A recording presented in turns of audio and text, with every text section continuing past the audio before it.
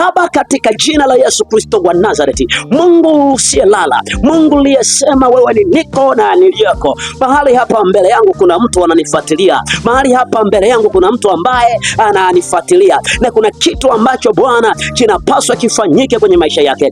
Wameyakamata maisha yake, wamefunga biashara zake, wamefunga ndoa yake, wamefunga kazi yake, wamefunga kila kitu ambacho alikuwa anakifanya. Hana namna ya kuendelea tena, hana jinsi ya kuendelea tena, kwa sababu Bwana uliniita katika majira haya. Ninasimama kwa neno lako. Mwingine amefungwa, hana mtoto, tumbo lake Bwana Yesu linahitaji lipate mtoto. Yuko hapa katika imani na maombi haya. Bwana Yesu, ni special kwa ajili yake, ni special kwa ajili yake. Naomba Bwana Yesu katende, shuka tenda kwa ajili ya yeye, shuka tenda kwa ajili ya yeye, kwa jina la Yesu aliye hai, kwa jina la Yesu aliye hai. Ninazuia mpango wowote wa shetani, ninazuia nguvu zote za giza, roho ya magonjwa, laana ya mateso, kilichoandikwa pepo la umaskini, laana inayotafuna kazi zake. Ninakwenda kinyume kabisa na aliyefunga biashara, ninakwenda kinyume kabisa na aliyefunga maisha, katika jina la Yesu, katika jina la Yesu, katika jina la Yesu,